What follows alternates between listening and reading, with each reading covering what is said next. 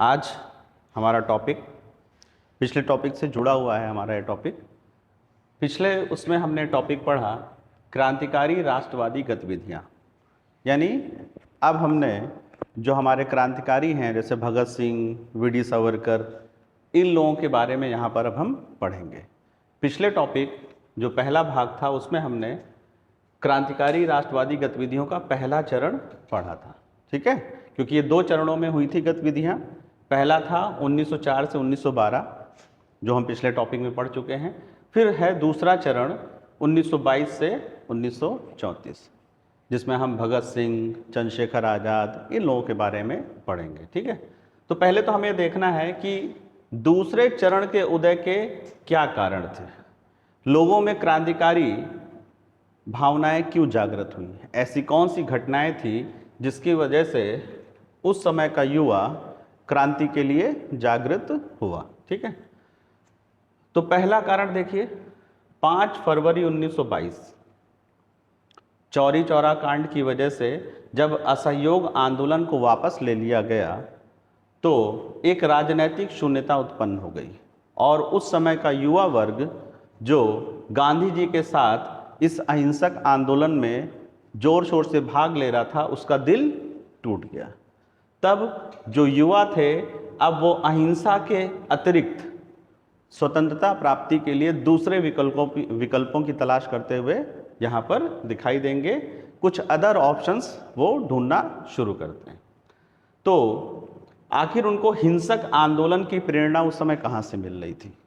तो उस समय रूस में, रशिया में, चाइना में, चीन में, आयरलैंड, इजिप्ट यानी मिस्र और बहुत सारे देशों में क्रांतियों का दौर चल रहा था। इन्हीं क्रांतियों से प्रेरणा लेकर उस समय का भारतीय युवा कुछ हिंसक आंदोलन की ओर जाना चाहता था। एक ये कारण है यहाँ पर, ठीक है। दूसरा है कि इस समय जो राष्ट्रवादी आंदोलन था, हमारा जो राष्ट्रीय आंदोलन था, उसमें चाहे कांग्रेस को ले लें, जवाहरलाल नेहरू को भी ले सकते हैं, ये सभी समाजवाद की ओर झुक रहे थे क्योंकि समाजवादी विचारधारा इस समय बहुत तेजी से पूरे विश्व में फैल रही थी। तो राष्ट्रीय आंदोलन भी एक समाजवादी मोड़ की ओर बढ़ता चला जा रहा था। इस बार के जो क्रांतिकारी थे, तो जब ये डिसाइड हो गया कि अब हम एक क्रांति का आगाज करेंगे, तो पहले तो पुरानी जो संस्थाएं थी प्रथम चरण वाली, उनको पुनर्जीवित करने का प्रयास होने लगेगा, ठीक है। बहुत सारे तो क्रांतिकारी जो पिछले दौर के थे वो इस बार नहीं रहेंगे, लेकिन जैसे सचिननाथ सान्याल, ये लोग फिर से पुरानी संस्थाओं को पुनर्जीवित करना शुरू करेंगे। लेकिन इस बार एक नई बात यह है पिछले चरण से कि इस बार एक अखिल भारतीय क्रांतिकारी संगठन की आवश्यकता इन लोगों ने महसूस करी, यानी पूरे भारत के लिए एक क्रांतिकारी संगठन की आवश्यकता इन्होंने यहाँ पर महसूस करी और उसी के अंतर्गत कुछ संगठनों का निर्माण हम यहाँ पर देखते हैं, जिसमें पहला है आपका हिंदुस्तान रिपब्लिकन एसोसिएशन।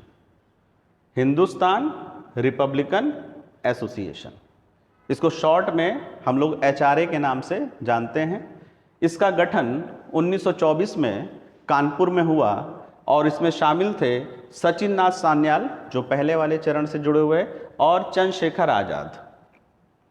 तो एक पहला संगठन इस समय का हमें देखने को मिलता है HRA, हिंदुस्तान रिपब्लिकन एसोसिएशन। वो 1924 में गठित हुआ और जब इसके सदस्य जो थे वो समाजवाद की ओर उन्मुख हुए तो समाजवाद के प्रभाव से 1928 में इस संगठन का नाम हिंदुस्तान सोशलिस्ट रिपब्लिकन एसोसिएशन कर दिया गया, HSRA। और इसमें सबसे बड़ा योगदान था समाजवादी नाम यहाँ पर रखने में भगत सिंह का, ठीक है। फिरोज शाह कोटला में ये नाम रखा गया था। दूसरा एक संगठन हम उस समय का देख सकते हैं जो 1926 में गठित हुआ।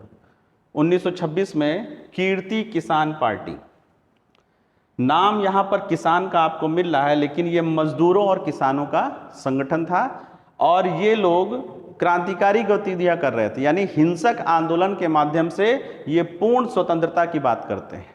इसके गठन में सबसे बड़ा योगदान था सोहन सिंह जोश का, ठीक है, सोहन सिंह जोश।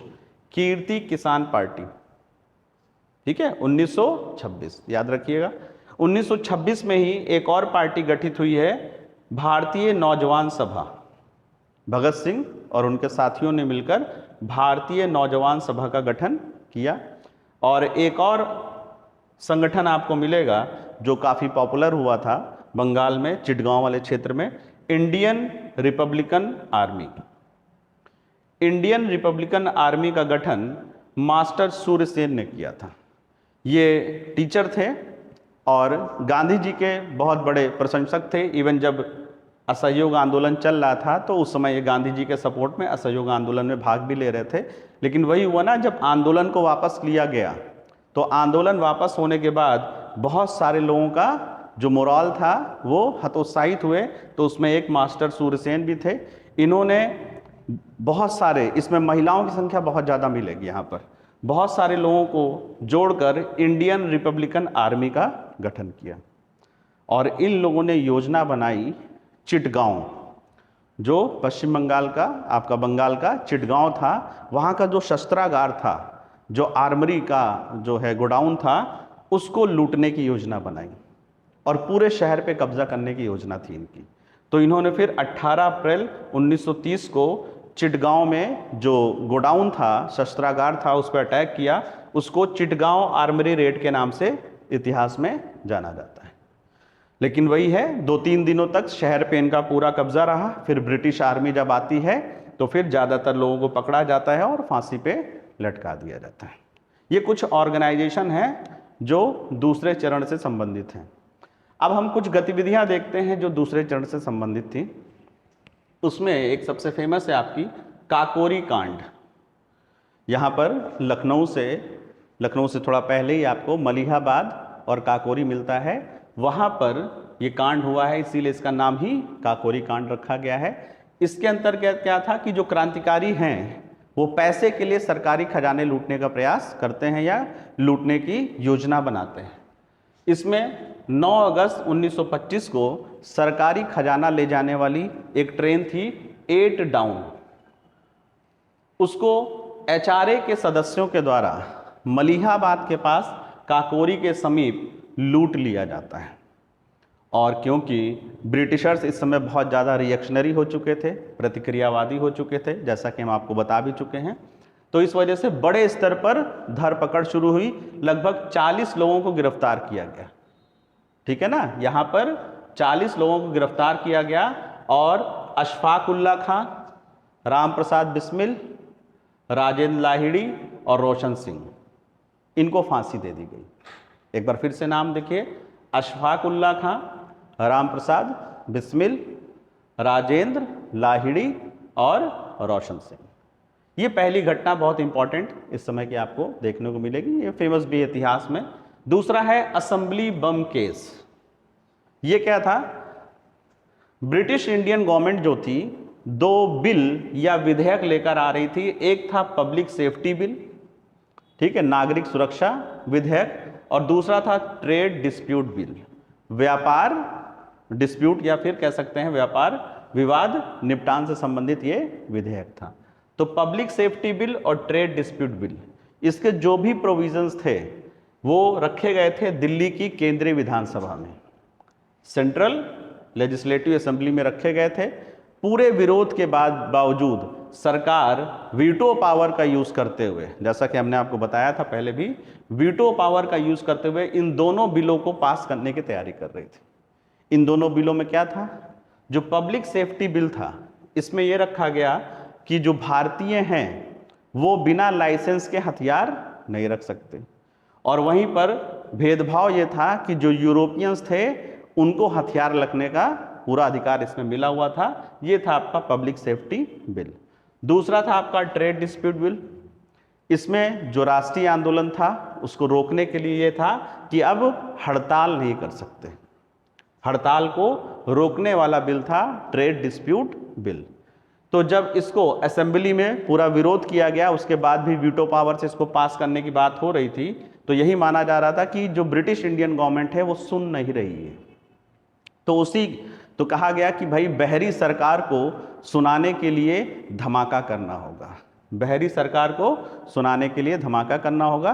तब भगत सिंह और बटुकेश्वर दत्त, इन्होंने 8 अप्रैल 1929, जिस दिन इस बिल को वीटो के द्वारा पास किया जाना था, उसी दिन दिल्ली की केंद्रीय विधानसभा पहुंचते हैं ये लोग।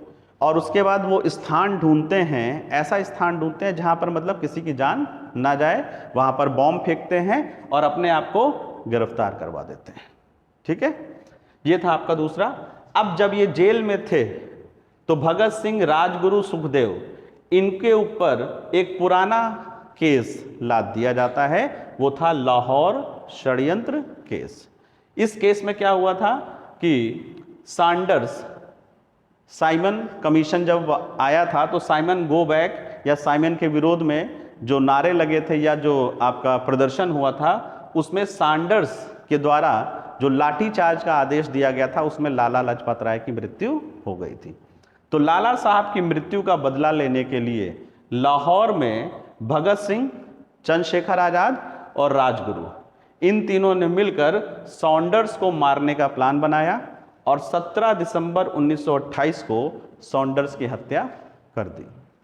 तो इसी को कहा जाता है लाहौर कॉन्स्पिरेसी। तो इसी दौरान में ये पुराना केस खुलकर आता है, क्योंकि भगत सिंह और इनके कुछ साथियों ने इनको धोखा दे दिया और इसी वजह से उन्होंने इनकी पहचान बता दी कि इन लोगों ने ही सॉन्डर्स की हत्या की थी। तो अब इनके ऊपर हत्या का मुकदमा शुरू हो जाता है और फाइनली 23 मार्च 1931 को भगत सिंह, राजगुरु और सुखदेव को फांसी दे दी जाती है और दूसरे चरण के ये हमारे हीरो जो है देश की रक्षा के लिए या स्वतंत्रता के नाम पर हंसते हंसते फांसी पर चढ़ जाते हैं। ये 2 चरणों में हमारे यहाँ क्रांतिकारियों का दौर हम देखते हैं और काफ़ी दुखद रहा। भगत सिंह, राजगुरु, सुखदेव, इनकी मौत के साथ ही फिर अगले आगे चरण में ये नहीं बढ़ता है। ठीक है, तो बस ये है आपका क्रांतिकारी राष्ट्रवादी गतिविधियाँ 2 चरणों में। बाकी इसके बाद जो अगला टॉपिक होगा जो राष्ट्रीय आंदोलन से जुड़ा हुआ, उसको अब हम कल देखेंगे। ठीक है।